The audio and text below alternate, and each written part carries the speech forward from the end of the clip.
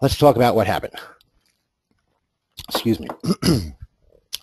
BMR. BMR, excuse me, for those of you that aren't familiar, stands for Build My Rank.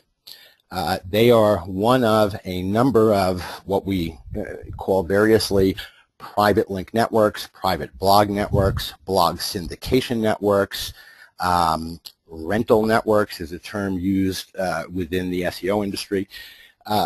In essence, it's a privately owned network of sites that you subscribe to.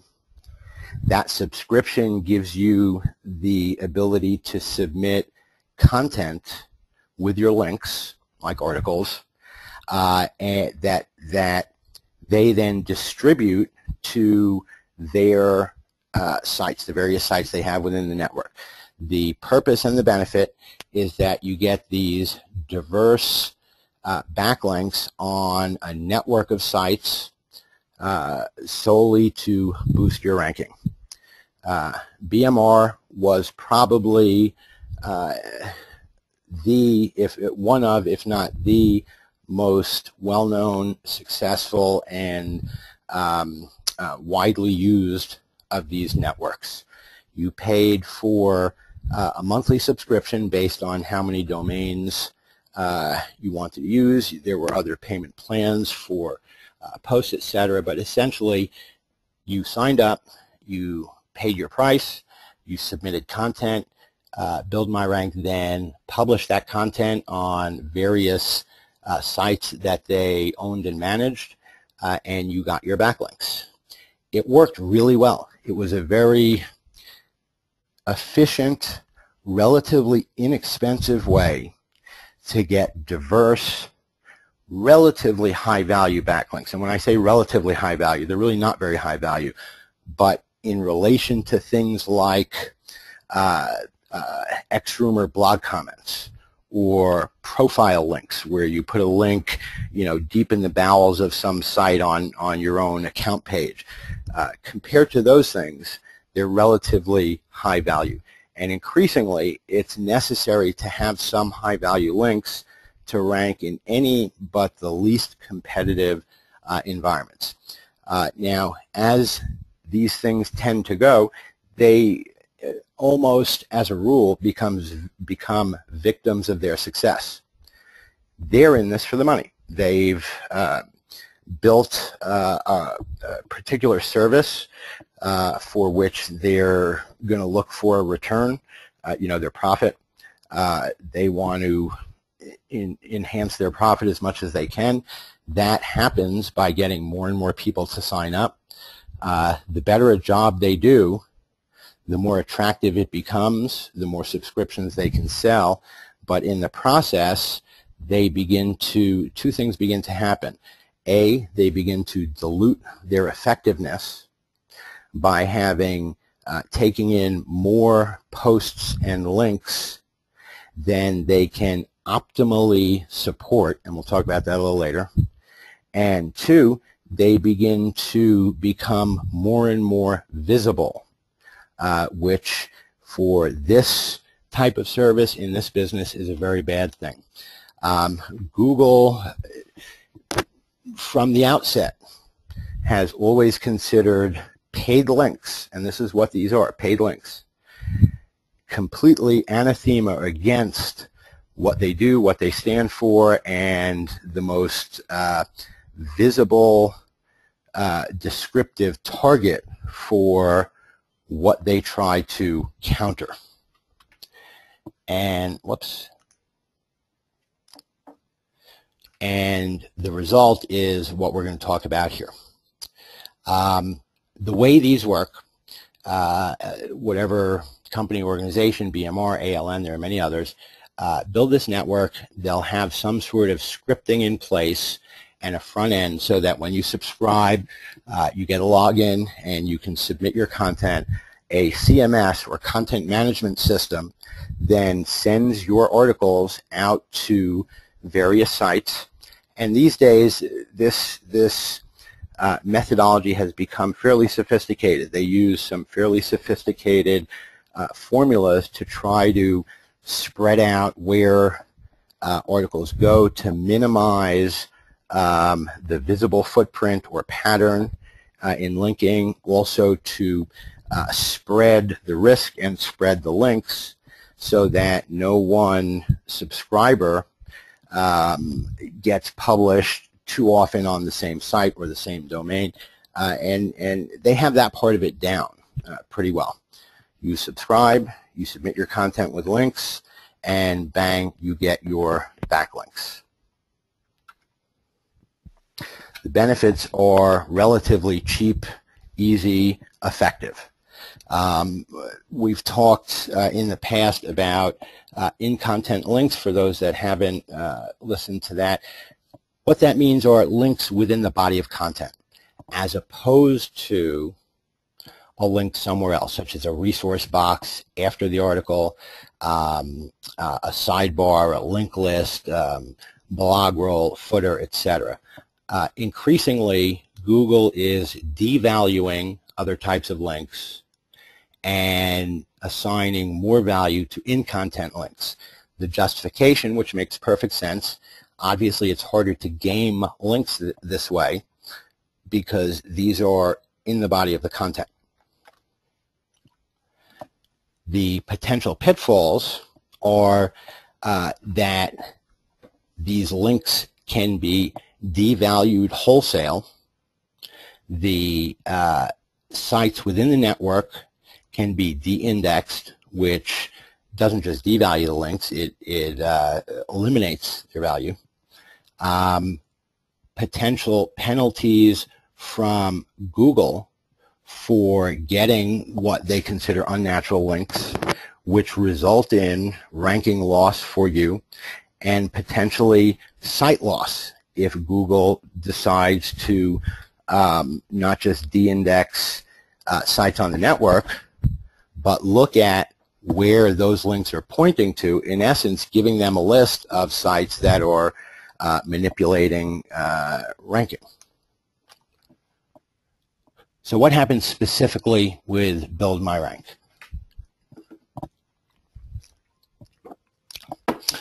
There are three general means that something like Build My Rank can get in trouble. If we operate on the assumption that what they're doing is essentially black hat, meaning it's in violation of Google's webmaster guidelines, meaning for Google's search database, this is against the rules. No way to minimize it, no two ways to look at it, plain and simple. A private blog network, syndication network, whatever you want to call it, is a means of getting paid links which are directly and indisputably in violation of webmaster guidelines.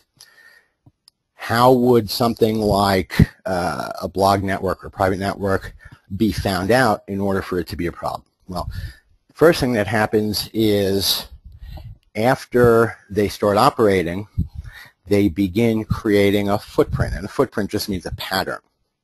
Now remember, Google, with the benefit of trillions of pages and billions of link profiles to look at.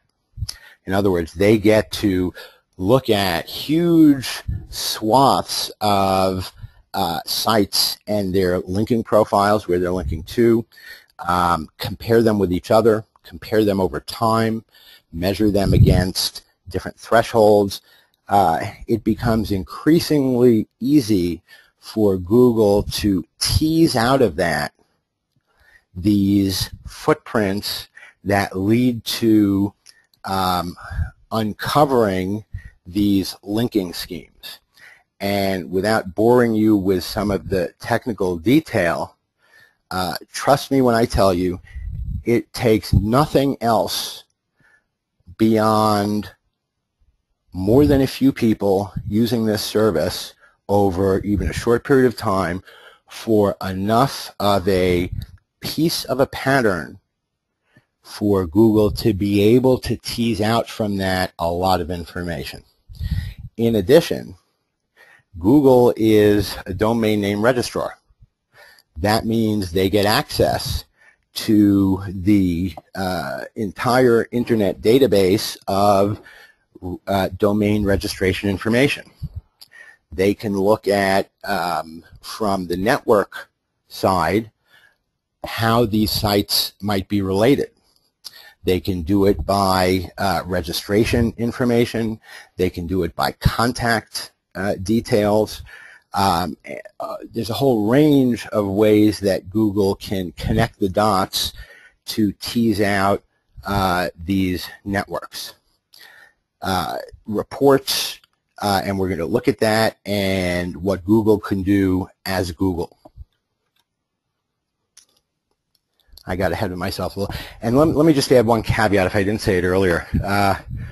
We've been working at this pretty feverishly since very early this morning. As soon as we were able to confirm what happens with BMR today, we began building this presentation. It's not a quick or simple thing to do. So if it's if I get a little ahead of myself or behind myself, please bear with me and understand this was just done today because this only happened today and yesterday. Footprints, link profile patterns, domain registration, things like domain naming conventions. People who build these private networks, when you're talking about usually thousands of sites they need to set up and to manage, and to be able to manage intelligently through some scripting to be able to send your articles to a site that it didn't go to before and keep track of all this, etc. Simple, what would seem like trivial things like what are the names of all these domains and how do you address them in some meaningful way. Generally what they do is come up with some naming convention where they'll use either some sort of sequential or coded domain name. If they're using expired domains, there still has to be some sort of naming convention that the scripting can use, otherwise it becomes too unwieldy. Everything would have to be identified individually, each site. So even in the case of expired domains, it'll be set up with aliases and directories with some naming convention so that they can be efficiently addressed. In other words, there's a lot of ways for this footprint to become visible. Reporting. I don't know if you all know. You can tell on somebody. In fact, within Google's Webmaster Tools, they have a page specifically to do just that.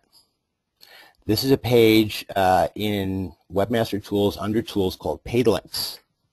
And if it's a little too fine or blurry to see, I'll read you the relevant parts. This is from Google. It says, help us maintain the quality of Google search results. Help them to do what they do. We work hard to return the most relevant results. To that end, we encourage site managers to make their content straightforward. Unfortunately, not all websites do this. Some site owners attempt to buy PageRank or buy ranking in the form of paid links to their sites. Google uses a number of methods to detect these links, including algorithmic or within their ranking formula. We also welcome information from our users. If you know of a site that buys or sells links, please tell us by filling out the form below. We'll investigate and we'll use that to help make the world a better place. The reality is Google gets tons of these submissions. I think most have assumed that they don't do much with it, just like some of the other things you could submit, like a request for information from AdSense that's generally assumed they just ignore. In this case, that's not so. With the increasing pressure that Google's come under for what by all accounts, is a decline in the quality of their search results. This is a big deal, and these paid links are the vast majority of the culprits. Paid links aren't just buying a single text link from a high PR site or through a broker. The majority of them are these link networks. Believe that Google looks at these very seriously. In fact, one of the, I guess, wannabe main or major link networks that kind of sank before it got a chance to swim, SEO Link Monster. Many of you may have seen the launch, you know, the emails from all the affiliates pushing it, some of the videos, some of the promo material. Within, this is a network by some prominent and worthy internet marketers, people with that I consider to be good guys doing good things well.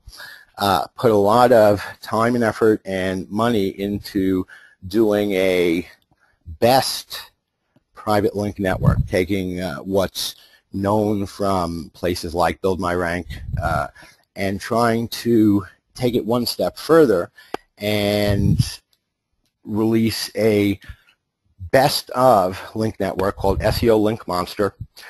We've actually worked directly with some of the guys that are responsible for SEO Link Monster. Within 2 weeks of the launch, the opening of this massively invested in private network, somebody, possibly more than a person, had reported some of these sites to Google, who was then able to identify a chunk of this brand new private network and de-index it weeks after they opened. And these guys took precautions. People fill these out. You know, it isn't hard to be to imagine a disgruntled customer, somebody who didn't get what they thought they should, their ranking didn't increase, or just a competitor. That's another way. Lastly, Google themselves. Excuse me just a moment. Coffee. Don't know what I'd do without it. This is a Twitter conversation between a guy named Dan Thies and Matt Cutts. Dan Thies is a pretty well-recognized search guru. His company, I think the tagline is something like black belt in white hat. This is a guy who advocates taking the high road completely, doing everything above board, white hat, etc. His posture is, in the end, it's a better way, and I don't disagree with that. Matt Cutts, for those of you who don't know, is the head of Google's web spam team. He's the point guy for all this stuff, for anything involving Google search and ranking manipulation, what they call web spam. The conversation was Dan tweeting Matt and saying, kudos on squishing all them blog networks, by the way. We like to see the spam get nuked. Now, this happened 4 days ago. This is not old. 4 days ago. What he's talking about was one of these networks that Google had gotten wind of and de-indexed significant parts of, and it was published in an industry, on an industry site. When he says we like to see the spam get nuked, you'll find that more and more a lot of serious marketers really detest and abhor some of these ranking schemes, things like these private networks, with the feeling that it makes it harder for doing the right thing, quote unquote, to be effective. In other words, Google tells you build good content and, you know, everything else will work out. Some of these SEOs like Dan Thies say, well, there's a little more to it than that, but don't do the black hat stuff because it'll bite you at some point, and so really the only way to go is the right way. these things, like these private blog networks, make it harder for those non-gaming efforts to be effective. So guys like this hate this sort of stuff. He goes a little too extreme, but that's another story. Matt Cutt's response was, Dan Tees, glad you noticed that. Good to see at trafficplanet.com that it's on people's radar that they're on our radar. What he's saying is, I'm glad to see that people are beginning to realize that we're onto this stuff and doing something about it. Now, in the last 6 months, Matt Cutts has made numerous references to Google's, I don't know if it's new or renewed efforts at identifying and addressing these private networks. But here's a 4-day-old conversation. Matt Cutts saying essentially, yep, it's good to see that not only are we doing this, but that people are talking about it and realize we're going to do this. Some of the other statements he's made essentially are, yes, we are coming after these blog networks. For a long time, blog networks had a free pass because it was assumed Google either couldn't figure them out or it wasn't important enough to do anything about. For those of you that might have heard other presentations, you'll know my position, which is Google is an incredibly smart animal, and because Google doesn't do something doesn't mean they can't. Over the last year, they've enhanced their technical capabilities in terms of their network and software and data centers so that they can now do things that they've been aware of but haven't been able to address at the scale that Google needs to address things. Now they can, and guess what? Now they're starting to.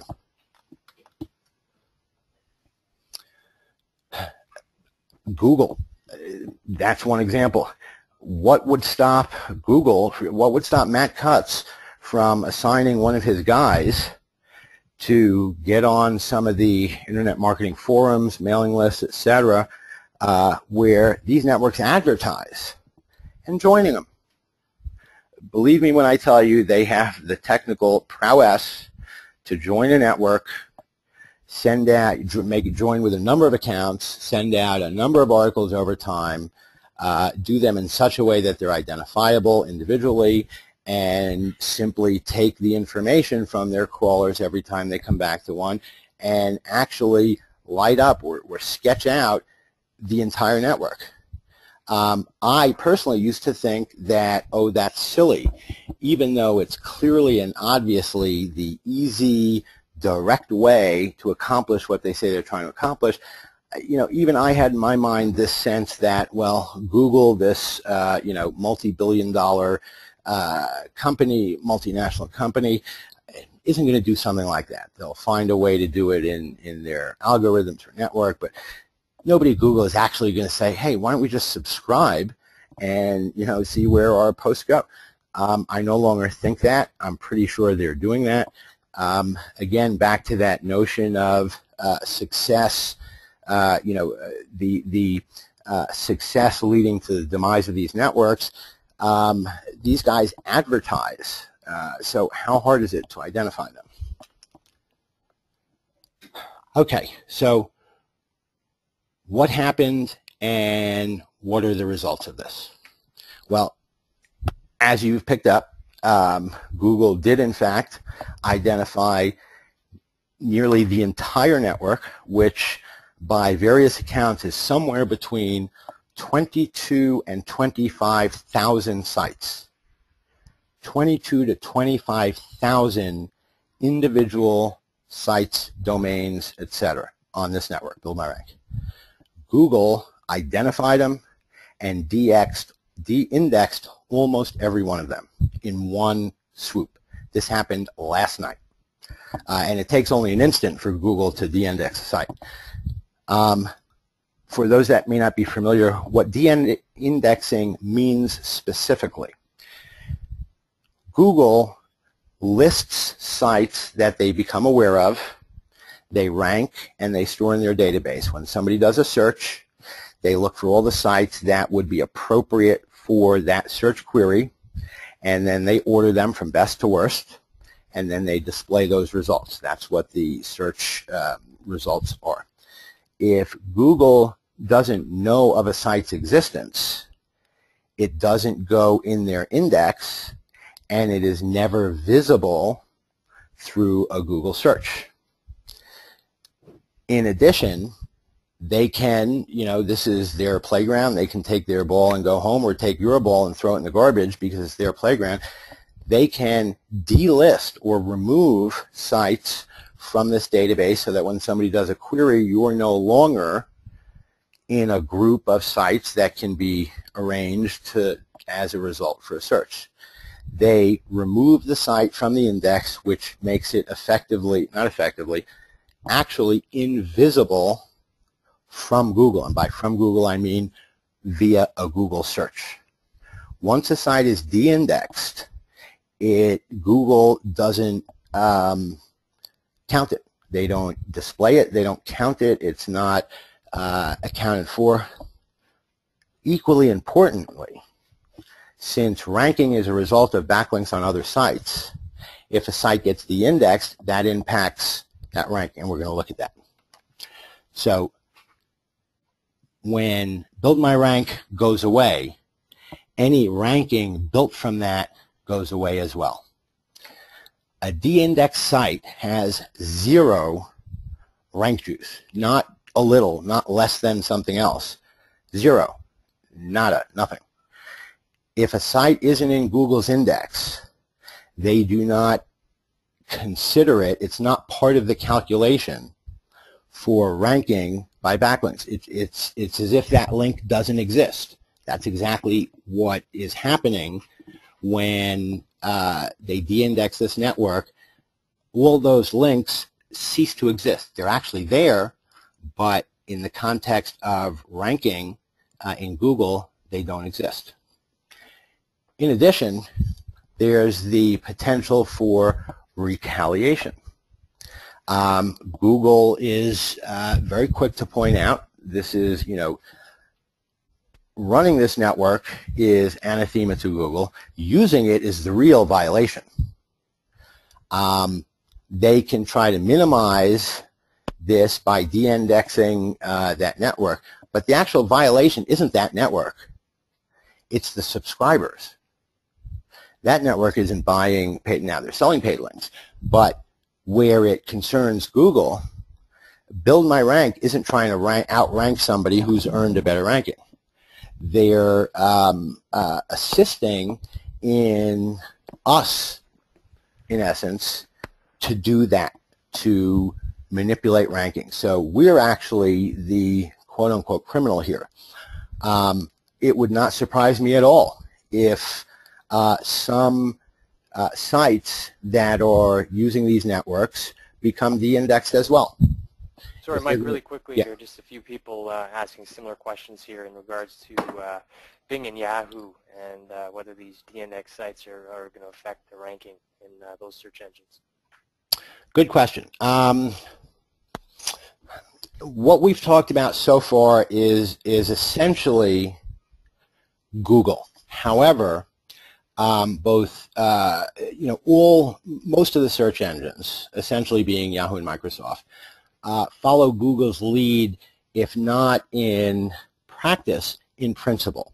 They have the same issues that Google has in wanting to, needing to provide good results, and all have guidelines prohibiting this practice. Build My Rank may still exist in Yahoo, but Google accounts for the lion's share of traffic, and in essence is so significant that while it may not directly impact your entry in Yahoo, it was enough to put Build My Rank out of business so that they'll shut down those sites, and it won't matter for Google, for Yahoo or Bing or anyone else. In other words, no, it won't necessarily hurt rankings in Yahoo the way it does in Google, but it will hurt them. Keep in mind, both Yahoo and Bing also use backlinks for ranking. Not the exact same way as Google, but that's how they do ranking also. In fact, every search engine uses backlinks to some degree. So if those sites that those links are on disappear, those links disappear. Now, getting de-indexed in Google is not the same as getting de-indexed in Yahoo. So I don't want to create unnecessary panic or misperceptions. Getting the sites that your links are on de-indexed by Google means that you lose the ranking juice for Google, not for Yahoo or Bing. However, when those sites go away because the company shut down, then yes, it affects it equally everywhere. So what do we do about all this? What's the solution? And you know, for those of you that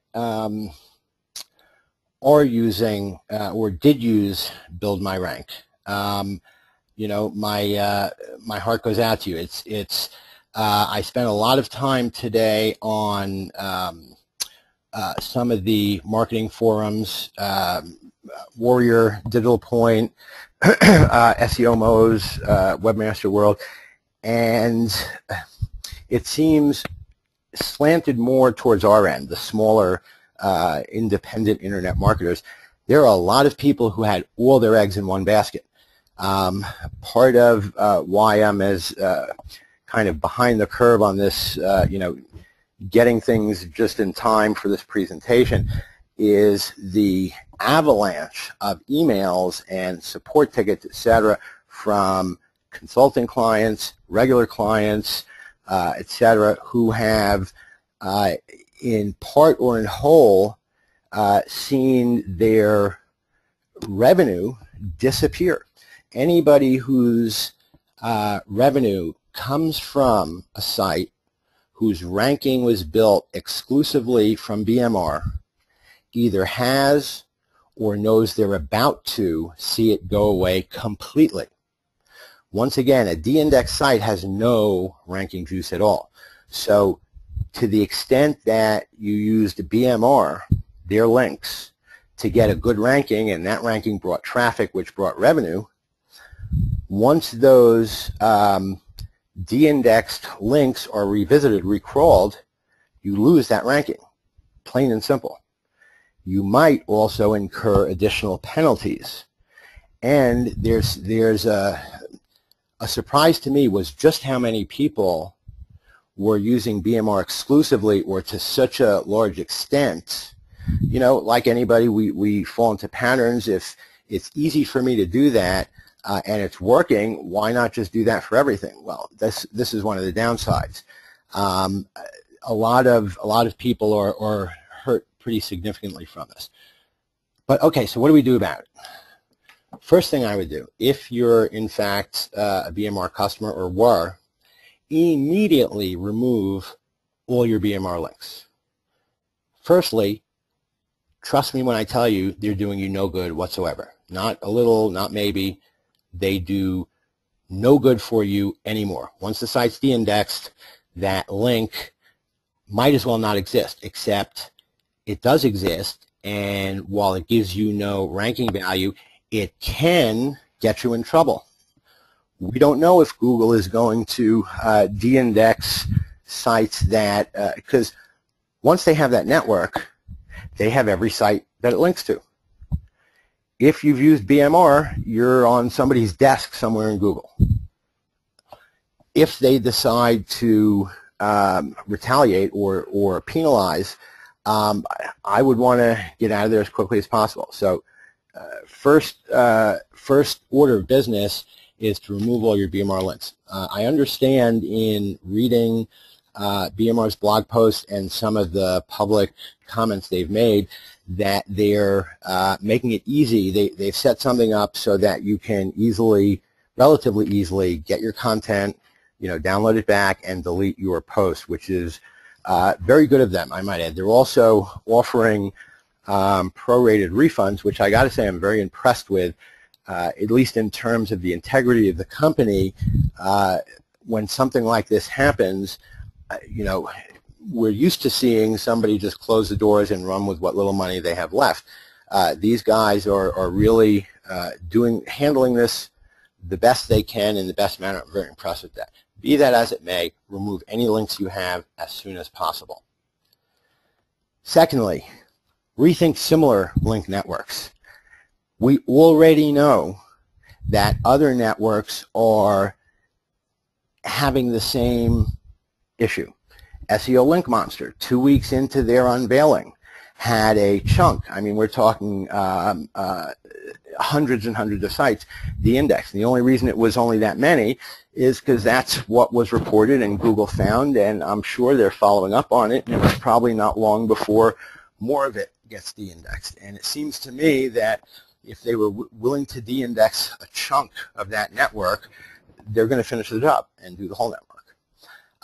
Other networks, ALN, etc.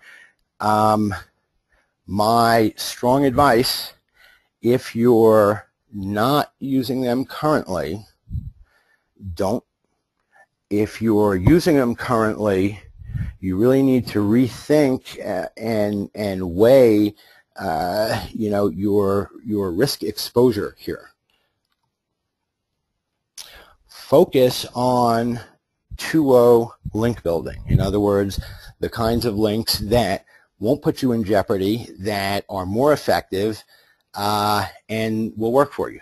Now, I assumed, kind of anticipated the question would come up, what about UAW? Some of you know. A bunch of questions, yeah. Yeah. A bunch of people are curious. UAW is Unique Article Wizard. It's a link network that in some ways resembles these private link networks, in some ways differs. It's something that we use in-house on our sites and advocate and promote. We're an affiliate for UAW. And it's something that I've written extensively about as what I used to call my secret weapon back in the day. What happens to it? What about our recommendation? Whoops. Unique Article Wizard differs in a couple of key ways, in that it's not a private network like Build My Rank. Build My Rank buys, owns, controls, manages all of their sites. Excuse me. Now they'll obviously you know, look to spread the registration info, usually among fictitious or hidden names or entities, but in essence, Build My Rank owns, manages, controls their network. Unique Article Wizard works a little bit differently. They submit primarily to directories and other people's sites. The way they do that is a blog owner or site owner can sign up with UAW. We used to do this for some of our feeder sites. And UAW will distribute to you the content that their subscribers submit to get these links. You, as an independent site owner or blog owner, get to see these submissions and opt whether to publish them or not. The key difference is UAW doesn't own or control the sites. And the sites, you know, the network is a virtual network. Every article submission is going to, in effect, a different, unique set of receiving sites. In that respect, it's different. However, there's still some danger. Again, no two ways about it. These are paid links. Now, we can, you know, rationalize and justify saying, well, you know, we're not paying for the link, we're paying for the service, which simply connects us with where, and yes, that's true. I doubt anybody at Google would entertain that fine a division in interpretation. So there's still some danger. I believe it's considerably less than it is for something like these blog networks. Whoops, excuse me a moment. But there's still some nonetheless. I also believe that right now Google kind of has its hands full or is focusing on these blog networks. And so again, I don't think the danger is as imminent or significant. However, it is there. And in fact, we're probably going to look to transition away from even using unique article wizards, simply because the risk to reward equation is not a good one. I don't know about you all, but we tend to jettison sites that aren't pulling their weight and doing well. So if we have a site and we're going to the trouble of ranking it and maintaining it, etc., it's because it has a good return. And do we really want to risk that for a slight improvement in optimization or expediency? In other words, the benefit is being able to get backlinks in a quicker, somewhat automated fashion. Is that worth the possible risk? So far it has been. We minimize it by things like not using those private networks. But even with UAW, we're going to need to rethink whether we want to continue doing that. And I should add that just as Google can tease out these networks and figure out which sites are all belonging to the same service, the same entity, it isn't hard for Google to tease out what other sites somebody who's using one of these services has. In other words, to my mind, it's an all or nothing decision. If I can justify not using one of these services on a site, then it would be hard to justify using it for other sites, because really that would put those sites in danger as well, at least for the most part. Okay, so let's talk about ranking, and you know, if not private networks, then what? Let me see the time. Okay, and again, forgive me for the less than pre-planned execution of this presentation, but literally up till about 20 minutes before we began, we were still looking at some data and patching in some, you know, rewording some things and trying to get our facts straight, etc. Michael, what you get here, a lot of people, maybe we want to cover this at the end, you can let me know here, but a lot of people asking about Synd and whether it's something that's worth using. Good question. For those that aren't familiar with it, Synd, S-Y-N-N-D, which is a play on the word syndicate, is a unique service for, it does for social signals what these private networks do for backlinks, at least in its result. What it does is you sign up a subscription, and with a network of other computers and users, through your subscription, you get large numbers of social signals, Facebook likes, Twitter retweets, Google plus ones, etc. The idea is it's hard to get a lot of social signals on demand. It's not yet, just by its very nature, it's different than backlinks and doesn't lend itself to automation. Synd is one of the early efforts at, in essence, automating that process so that you can, for a fee, get large numbers of these social signals. I've actually talked with one of the guys at Synd. I've listened to some of their presentations, asked some questions, looked at it, and it looks really good and really well done. For those of you that are interested, it uses a scheme that other types of automation services have used with some success in the past, in that rather than buy or aggregate or own or control a large number of things that you can control the distribution or posting of, what they do is they use a distributed model where every SYND user agrees to, in essence, also be a SYND provider. By downloading a piece of software, you as a SYND user has software that communicates with the mothership, so to speak.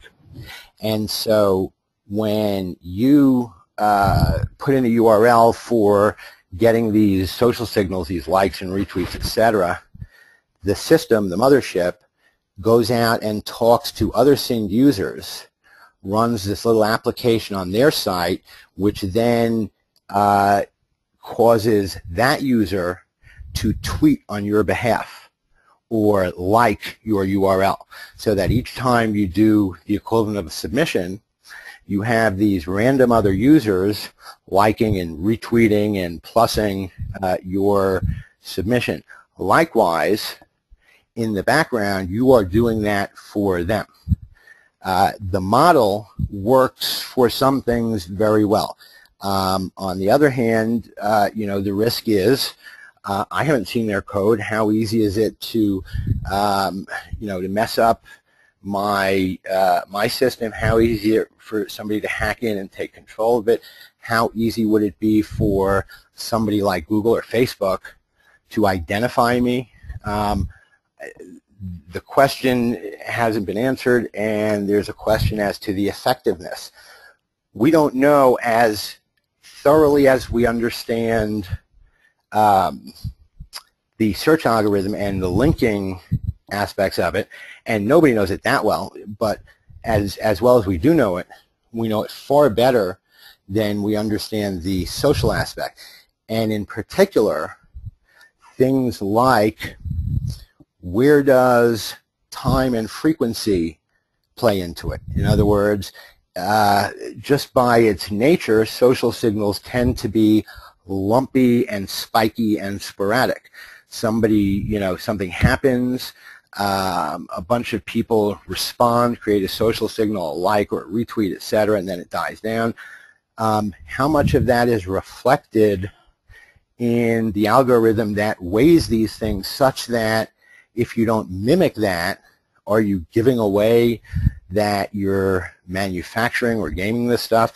Or is it just devalued? Does it need to be, at a certain frequency, at a certain, et cetera, et cetera? So how well it works, I don't know. Also, we're just at the beginning of where those things are with certainty being used for ranking, and it's nowhere near the degree that they're going to. In other words, they don't yet have the significance that we all anticipate, and we don't know how long that's going to be. So, long answer to a short question, not sure. It's interesting. We're watching it. Right now, it's the only thing like it of significance out there. You can be sure that if it looks to be promising and not terribly risky, we'll be saying so. Okay. 2.0 ranking. How do we do it? What do we do? So if we're not using these blog networks, or if we have to regain some lost ranking, or simply, to bone up on what we need to be doing today, first thing we got to consider is better content. Once again, gone are the days we can use short, low-quality content. Many of you, I imagine, sat in on our free training series that we did, where the last session was about content. Quality is imperative. Specifically, original content only on your money site. Well, what we mean by money site is the actual site that you're looking to draw traffic to, the one you're trying to rank.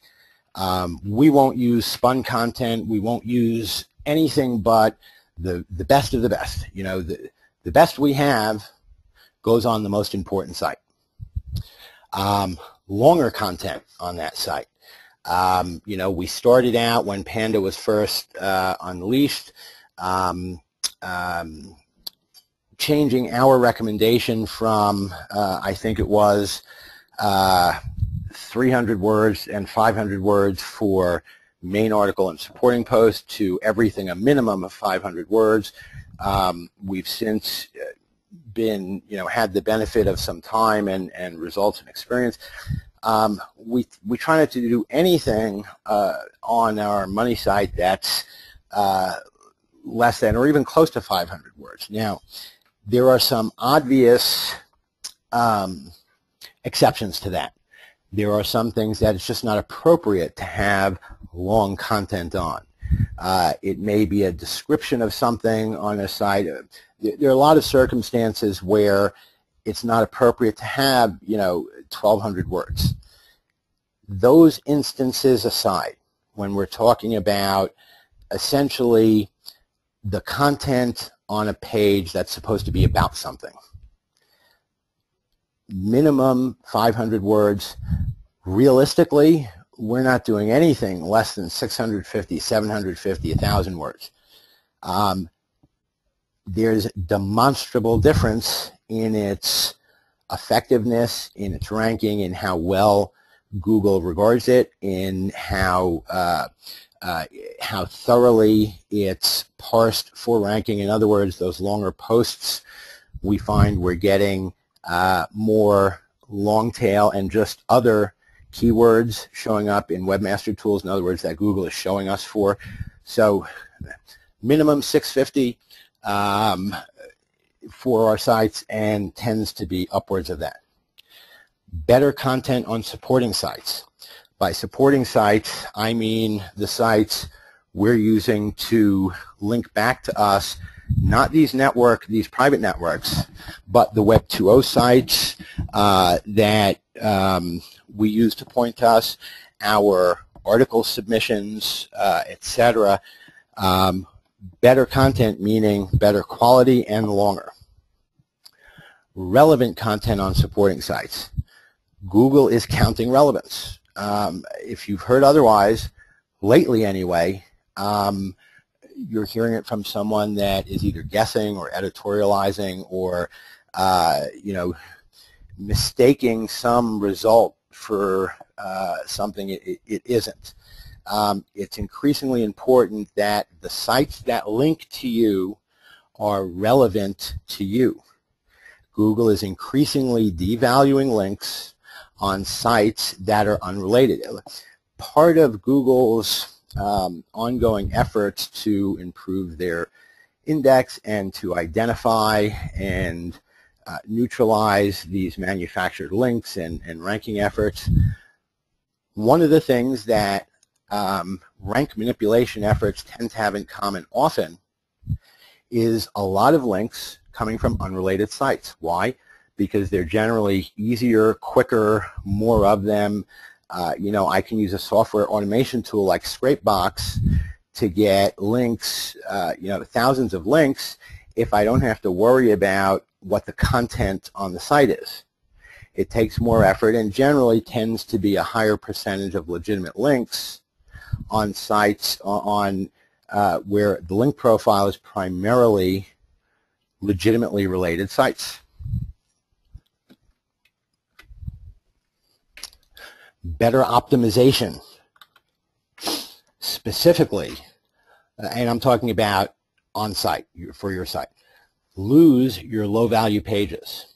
If you have a site and it's got low-value pages, this would be things like any page that is something other than longer, higher quality, worthwhile content. One example that we use often are these FAQs that we used to see a lot on sites just to kind of beef up the page count. You know, it's easy to create an FAQ, frequently asked questions, of meaningless stuff off the top of your head. The nursing school site as an example, just for ease of example. I can, off the top of my head, create an FAQ of 10 frequently asked questions such as, How long does it take to get a nursing degree? What should I think about, you know, in moving going on campus via online? How hard is that to answer? Well, let's see. The benefits of one are you get to stay at home. The benefits of the other are you get to be not at home. You know, those kinds of low-value pages are going to hurt you.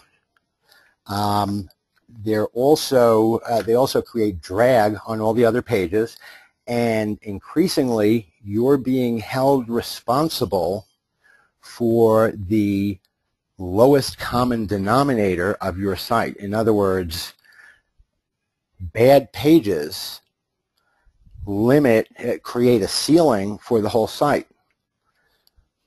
Link internal pages. Despite the fact that we go over this in the AdSense blueprint, we still see a lot of people who are following that guide and that method who are not linking their pages internally to route what incoming ranking juice they do get properly, and so a lot of it gets squandered. Also, another hallmark of these site manipulation efforts or rank manipulation efforts are these single keyword focused efforts where you know, there's clearly some target page, a single target page, everything points to it, and it doesn't jive with what a naturally evolving site would do, and that is to have an appropriate internal linking structure such that from your home page, excuse me, you have navigation links to appropriate areas, that content references and points to areas that are the focus of that content. That's the reason we do the supporting posts and link them back to whatever they're talking about. That would be what would occur naturally. We want to mimic that, but it also gives us the benefit of ensuring that the backlinks we do get, we get as much of that link, that ranking juice to the destination we're trying to rank as possible. Better linking, and this of course is the key, and at least in talking about this whole build my rank debacle. 2.0 backlinks means proper anchor text applications. Specifically, we don't want all of our links to have the same anchor text, being the clickable part of the link, the keyword we use to link. It's not natural. It's long been a target. Excuse me. When Google ranks your site or your page, they look at your backlink profile. They look at all of these links in aggregate. When I do a competitive analysis on another site, I tend to use Open Site Explorer, and when I put in the URL as a subscriber, it gives me, in essence, a similar backlink profile to what Google is looking at with a whole lot of extra information. Namely, I can see how many actual different domains are linking, not how many links, how many different domains, because Google discounts secondary links from the same domains. I also get to see how many of those links are using the exact same phrase in its anchor text. Why? Because that indicates that it's a low quality effort passing low value. Google does the same thing. It isn't natural to have every backlink use dog training collar. If those links were acquired naturally, people found your site, found the content interesting, mentioned it, or you did wrote an article for them, excuse me, every link would not be dog training collar. It might be dog training collars on Pat's dog training blog. Another one might be dog collars. Another one might be check out this dog site, and only later mention dog training collars. The point is there would be a lot of variations. It used to be conventional wisdom that you want 50% exact match, 50% variations. Today, we look at as few exact match links as possible. Generally, it's hard to get it to none because that's what you're linking to. But if you just make the effort to avoid them, then you'll probably have a lower and more natural rate of these exact anchor links. Where do we get these links? Right now, the majority of our own internal linking, what we're doing, is coming from relevant guest posting. That's that guest blogging or guest posting where we hook up with a relevant blog or site and give them an article for which we get the link in the content for. I say relevant because obviously it's harder to find specific guest blog opportunities than it is just to find all guest blog opportunities. And a lot of us are going to look for quantity, and we'll get on one of these services. I forget the names exactly. My blog guest, some of those that link up bloggers with guest posters and just do as many as we can. But then we end up having the cooking site blog linking to our dog training collar site. We have the sports stuff linking back to our dog training collar. We have the scrapbooking for right-handed individuals pointing back to our dog training collar site. We want to avoid that. We want to, this is increasingly things that sound like, well, that would be nice, but, or yeah, but I can be just as effective doing it differently. That's what using BMR was. It was a quicker, easier, more expedient way.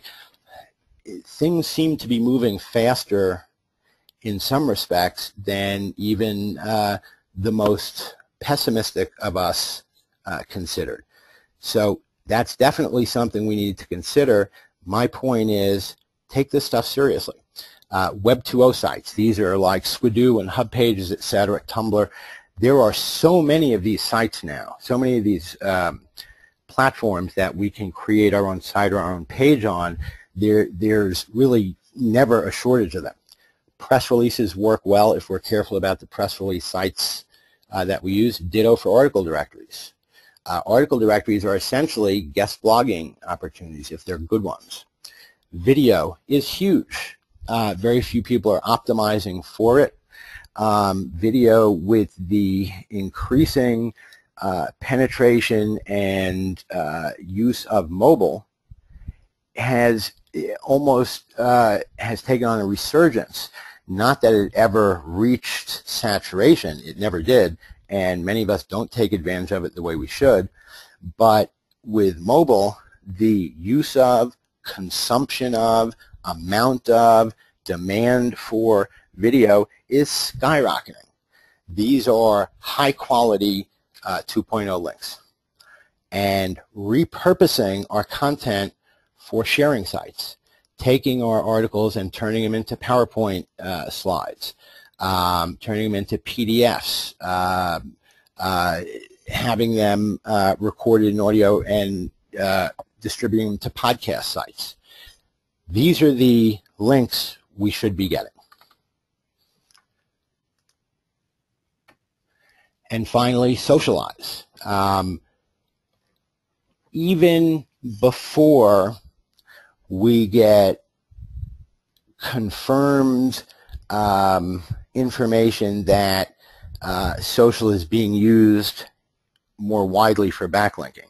In other words, we know some cases where it's definitely being used, Google+, for instance. But even before it can be said with certainty that other signals are being used, what we can be sure of is that Google is looking at them, and the absence of them is going to lower our ranking. In other words, we may not be able to boost our ranking by getting more Facebook likes, but we can almost certainly limit our ranking or slow it down or lessen it by not doing it. Now, specifically, social signals, the big three. That would be Facebook, Twitter, and Google+. But those are only a fraction. Of course, they're the biggest ones. But with this growth in significance and usage come a related growth in stuff, sites, applications, portals, etc. There are a growing number of niche social websites.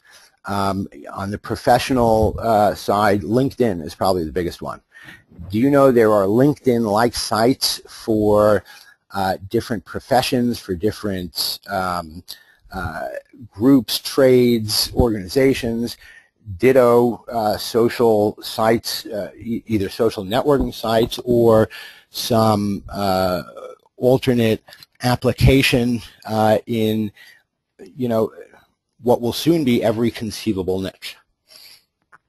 Excuse me. Lastly, citations and reviews. A citation is simply a mention. It generally means where you're being credited for something by somebody, such that, for instance, such and such, according to dogtrainingcollar.com. That would be a citation. It doesn't even have to be a backlink, a clickable link. Just simply a mention of the site. And increasingly, it doesn't actually have to be the URL, but if it's identifiable. These are things like Google Places mentions, reviews in local Google Places listings, mentions in other areas, often in the form of reviews, Internet Yellow Pages, etc. Citations where you're cited for or credited for something anywhere else. Those are citations. Citations and reviews, while we don't think they're being counted directly, we know that the model for social signals is if you're all that, if you're appropriately worthy of a top spot in a competitive area, it stands to reason that people should be talking about you at least as much as the other ones worthy of that top spot. And if they're not, that's a good indicator that something isn't right here, or you're just not appropriately rankable at that level. In other words, the absence of these citations and reviews and social signals would indicate that you don't have the significance, the relevance, the bestness for being a top result. These things are very, very important. I think that ends it for here. We're going to open it up for questions. Once again, we consider this a significant enough event and issue to drop everything and scramble and spend, 50 hours out of the last day to try to put this together, because it seems to be affecting a lot of people, more even than I anticipated. And it's a good lead-in for a lot of things that are important. What I can tell you is that we will take all the stuff that was scheduled for today in terms of information and training. I will make sure it gets posted at least as topics and information. I might even look to just post the slideshow without the presentation, but to some degree that information will get posted in the forum. The coming mastermind group 2 days from now was intended to be for the triage topics. I'll leave it open for this or other things. I'm also seeing some, Kevin, hi Kevin, Kevin Silva, good guy, and I owe you some info on your click-through rate if I'm not mistaken, and actually have that at the top of my to-do list. It says a few weeks is a long time for waiting for Web 2.0's. Throw us a bone, please. I'm not sure exactly what you mean if you're referring, maybe you can answer the question there, if you're referring to a list of Web 2.0 sites. If you can clarify the question, Kevin, I'll try to answer it. But the spirit of the question, I can say, we're not going to go weeks between what would have been done today, and in fact, you all on the forum will see a very accelerated amount of stuff or rate of stuff showing up. A lot of the stuff we already have. We've just been busy with the managing the offer and the launching, and of course the never fully anticipated problems, one of which, for instance, why you all have to register for each one, because we were getting people who didn't pay showing up. But we will try to get the information that would have been here tonight up to you so that we don't skip a beat in going backwards in the schedule. And with that, I think I'll ask Adam to go over some of the questions that perhaps haven't been answered. Oh, and I see somebody mentioning 100kresources.com that has a list of Web 2.0 sites. One of the things you all should know, one of Kendall's efforts, and he's putting a lot of effort into it, and we as a company are putting a lot of effort and resources, 100kresources.com. That's our kind of central repository for all this information, things like lists of Web 2.0 sites, press release sites, article directories, tools, idea generators, keyword stuff, etc. We're in the process of building that out, you know, on a mission. We're bent on making that the single best resource for internet marketing, and by resource I mean resource of zero cost resource, things that don't cost anything, available anywhere. So if you haven't been there lately, take a look at it. Over the coming weeks, it will be, without a doubt, the most valuable set of free tools, resources, lists, etc. you can get anywhere for anything. Obviously, we won't put the stuff that's exclusive to the membership there, but everything else will be there. Hopefully I didn't hang up on Adam. Oh, there you are. Still here. I'm still here. Got a lot of questions coming in here. I think the first one that quite a few people wanted to address was in regarding to, you know, sites that that have been built, say primarily with BMR links. People are wondering if they can salvage these sites, or, you know, is it time to scrap them and sort of start over? That's a great question. I'll try to answer that a few ways. A similar question that we get often is what to do when a site gets penalized or de-indexed, specifically de-indexed. And the question generally is something along the lines of, is it worth trying to resuscitate the site, or do I just start over? This is a slightly different case, but it's important. We don't yet know if there's going to be you know, further additional fallout from this thing, meaning nobody knows yet if Google is going to look to penalize the sites that are linking to BMR. And again, if I didn't make this clear before, BMR isn't the only one. Other networks are already getting some of this, seeing chunks de-indexed. If you've had a chunk de-indexed, it's a pretty good bet you're going to have it all de-indexed. And those that haven't been affected stand at least you know, a better than 50-50 chance. If Google is, this was on another thread on the forum, I can promise you Google doesn't engage in scare tactics. There's no need to. You know, if you look at what's known about Google and how they operate, it just doesn't, it's not, it doesn't jive with who they are and what they do and how they do it. If they're doing this, going after these blog networks, and they've said they will, and they've actually done it, it isn't likely that they're going to stop with BMR and just try to, send a message. So I would say, this would apply to other networks as well. Anyway, the question is what to do with a site that loses its rankings because it relied on BMR links. Right now, I wouldn't do anything. I would disassociate myself with that site to the best that I could. In other words, if I didn't already have private registration or something else, I would remove it from Google Analytics, Webmaster Tools, etc. In other words, I would try to cut the ties with it for the time being, simply because it isn't known yet if there are going to be further consequences. Now, in the case that there are further consequences, you'll have bigger problems to worry about than whether to try to resuscitate. If there are not, I'm one that I have a hard time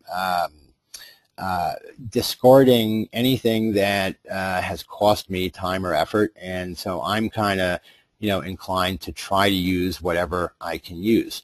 On the other hand, at this point, unless it's my sole effort or such a significant part, for the time being, I would look to write it off and apply myself elsewhere. There may come a time when I can comfortably resuscitate it or move it or start elsewhere. At the very least, I would abandon or cut ties with the domain. I might take the content, if it was good content, and try to bring it up under another domain or repurpose it for something, but until I know more what the outcome is going to be, at the very least, I would abandon the domain and cut ties with it to the best that I can. Now, this is what we're talking about, is the case where you have a site whose entire ranking is built on BMR links. Anything short of that, and I don't think I would do the same thing. I'm talking about sites where it's 100% ranked through BMR and now it loses its rankings. For sites that BMR is one part of a linking campaign, that's a very different animal. And I would consider resuscitating it. Again, I would, or reusing it. Again, I would wait until some of the fallout was clearer and I knew what was going to happen before I would take any kind of definitive action. But in the meantime, I would try to protect everything else to the best that I can.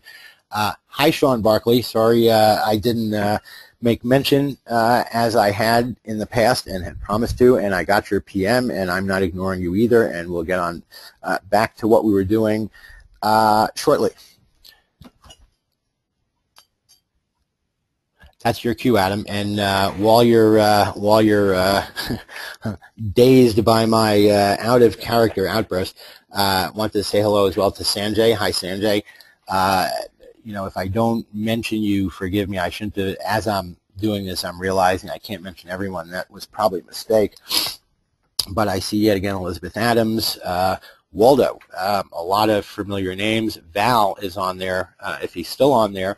Whom I owe a call to, and I think we're going to look to get together on Thursday. Same with BJ. Jump in anytime. Michael, I was going to say Michael Gregory's on here too. He just had a really interesting question. Actually, hi, Mike Gregory. In regards to this whole BMR thing, he mentions that the odds are that a lot of people are trying to ditch these sites now, put them up on Flippa, and he's wondering, good people point. are looking to buy these sites, how are they going to know whether they have... Wait a minute, that was my idea. I could swear that we had a conversation similar to that, something like that, but very good. The question is if, based on this, there's likely to be a lot of sites that are kind of dead in the water and will probably be, as a result, some of them brought up on Flippa for relatively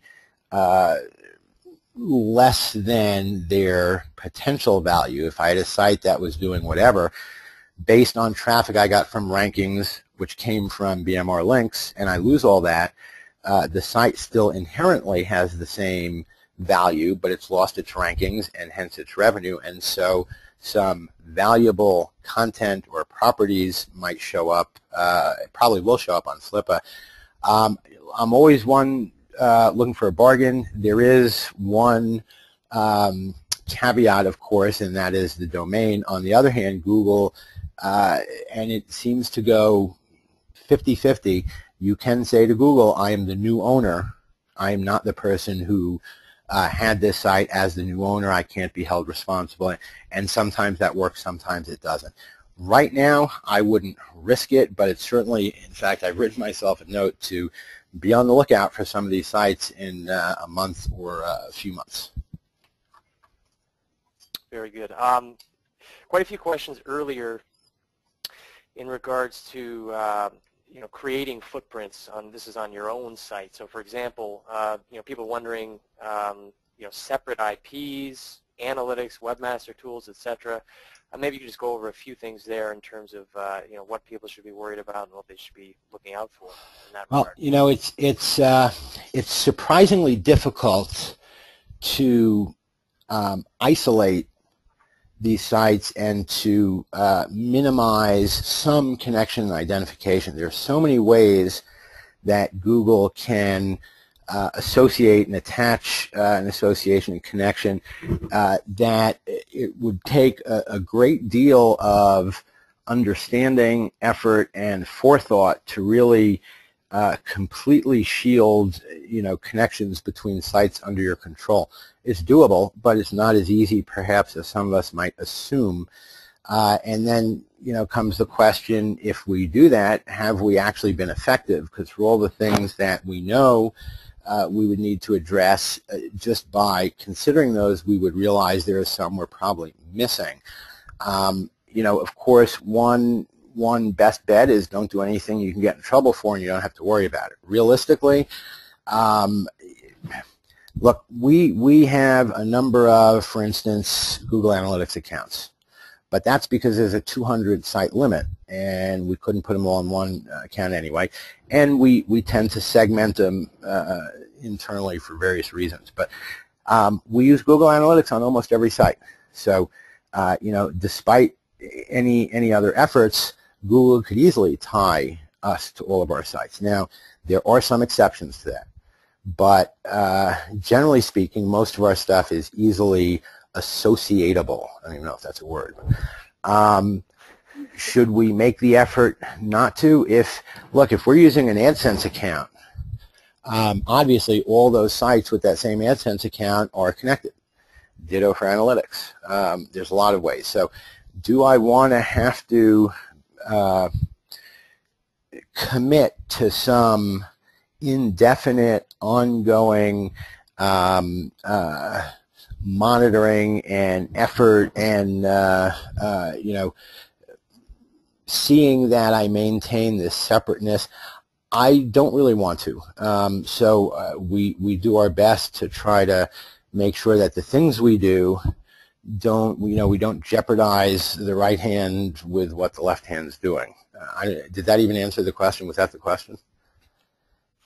I should mention, for those of you that care, for those of you that this might matter to, and hopefully that's very few of you, like I said, we consider this a real important issue.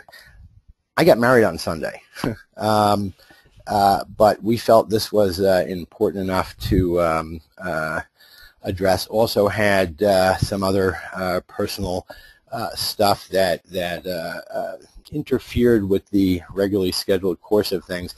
I feel this is very important, and I would assign some importance to it, whether you're using BMR or not. This is not only BMR, it bleeds into other link networks and is generally indicative of what's happening and what's about to happen, and the fact that stuff like this didn't happen in overnight or in a fell swoop before.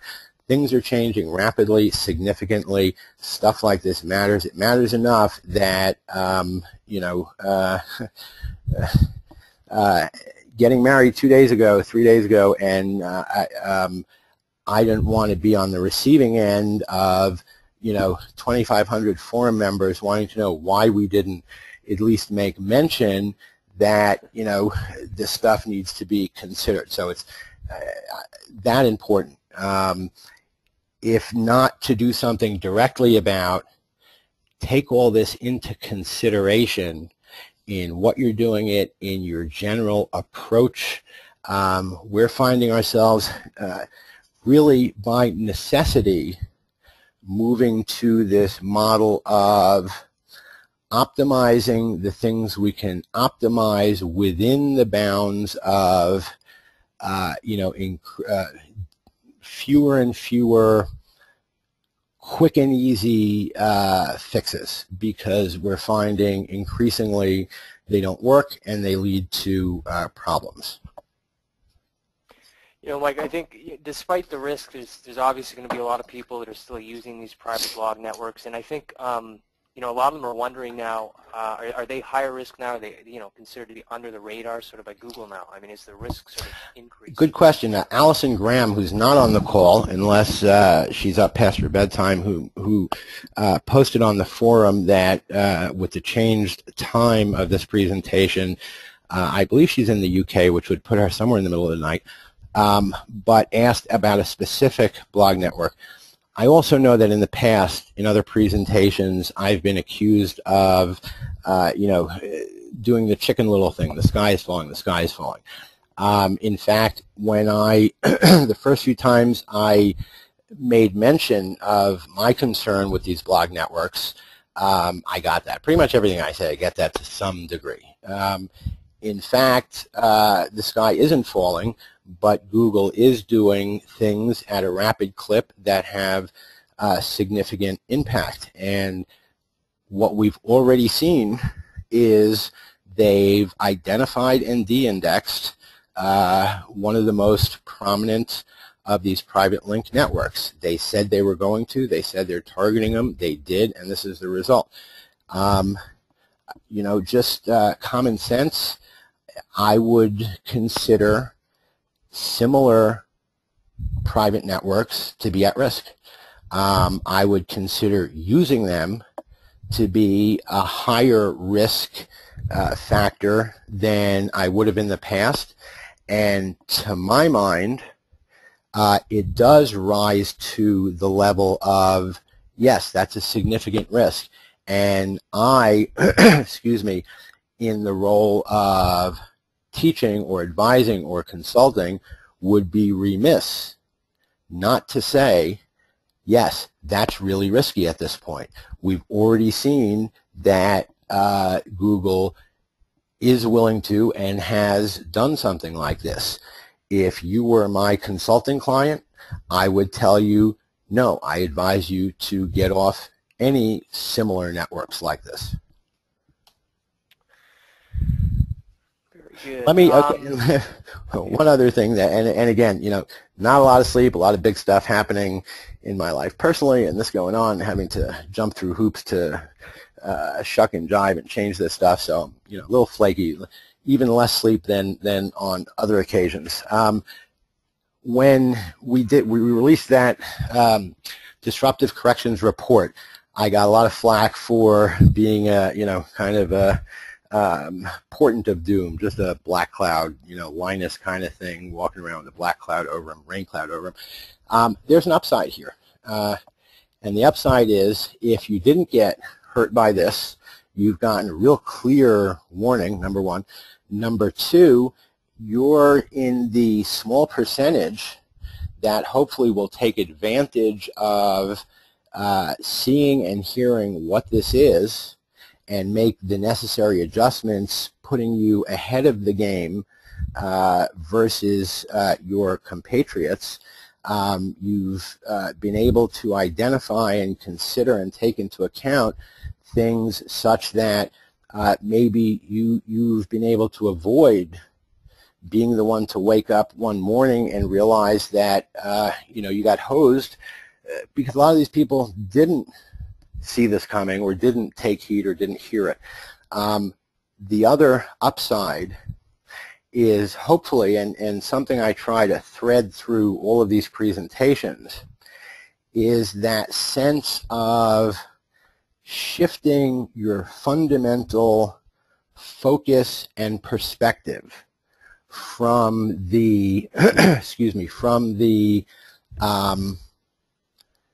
do anything to leverage an opportunity school to the understand how to leverage opportunities and then realize this whole new landscape that's opening up and those vast opportunities to be you know, the new guy in a new playground with you know, little competition and the opportunity to grab that low-hanging fruit and pick the cherries and really shift from the grind of trying to one-up everybody else, trying to bigger hammer, better mousetrap, the same old schemes and objectives, and start to get an early lead on how to do these things in a sustainable manner and apply them to these wide open new vistas of opportunity in social and mobile and you know, the 2.0 applications of what we're doing already, content marketing, etc. Question. That silence would be your cue, Adam. Sorry, go ahead. Skylar and Siegfried were wondering if you could go into a little more detail as far as anchor text links on single pages and sort of the percentage of specific you know, keyword anchor text versus variations, etc. Hi, Skylar. Hi, Siegfried. For our own stuff, we try to avoid, in general, we try to avoid exact, let me try that from another angle. If we're trying to rank for a specific keyword term, let's say dog training collar, everything about our effort is going to reflect this more natural approach, meaning we're not going to be optimizing the content the way we used to with a fixed number of occurrences of that exact keyword in very exact places. Some of it we do, but that optimization, in fact, Google has announced what they call SEO over-optimization penalties, where you use this repeating pattern of hyper-optimizing for a keyword, where somebody who knew some of the stuff could look at a page, a piece of content, and tell right away, this is being optimized for dog training collar for ranking. That approach is a more natural approach.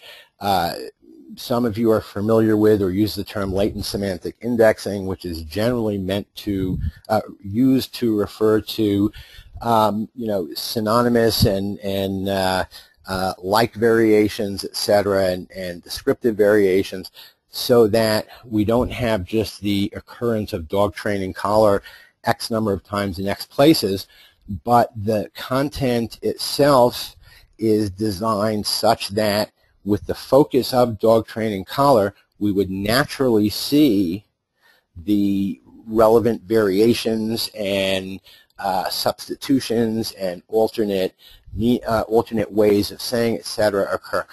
We try to reflect that in the anchor text. Some things will be appropriate to simply use the exact match term. Wherever it's not indicated, it'll be a random application, either a variation or not, but not in an effort to try to have a certain percentage. See, here's what we're trying to get to.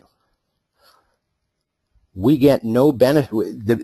The reason we used to use exact match anchor text is that it focused all of that ranking juice to a specific term, so that where the query was dog training collar, when our page was looked at in the group of all dog training collar pages and Google had to rank us, all of our incoming links would apply to that term. That's no longer the case. It won't work anymore anyway. Since we would be in that pool of dog training collar pages already, because that's what the page is about in this example, any anchor text will funnel that link juice accordingly if the content is appropriately relevant and the anchor text links and their surrounding text are appropriately relevant. In other words, rather than try to manufacture a percentage, just the process of using whatever is appropriate and being mindful to not let everyone be the same, you'll be okay. Hopefully that made sense. Article marketing robot. Quite a few people asking about that, whether it sort of falls into the same boat as these article networks. I'm not as familiar with Article Marketing Robot, so I don't want to, I mean, I am familiar with it, but I don't want to, you know, speak out of turn or out of school. And, you know, what we're going to be doing hopefully in the next couple of days is giving you guys some lists of networks that we already know, like SEO Link Monster, ALN, BMR, that we already know are you know, being hit, as well as the ones that would be categorized similarly. Other ones like Unique Article Wizard, Article Marketing Robot, they're not identical. And you know, on the other hand, look, Google has said clearly, we're going after this stuff. They did not say we're going after privately owned link networks in the model of BMR.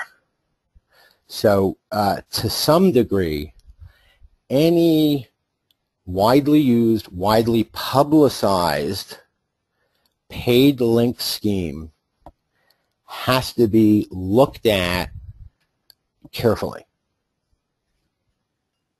Let's do a couple more questions here, and then we'll probably end it for tonight. Interesting question here by Hun Shen. He was wondering if the content that he's posted to BMR already, if he can use that, if he can reuse it now that it's the index, reuse it on another article. You know, I was hoping that wouldn't come up. The question of BMR has tried to make it easy for BMR customers to get back their content. In other words, take it off where it was posted so that it can be reused without fear of it turning up somewhere else, or if you didn't have a copy of it, or if it was spun, etc. Yeah,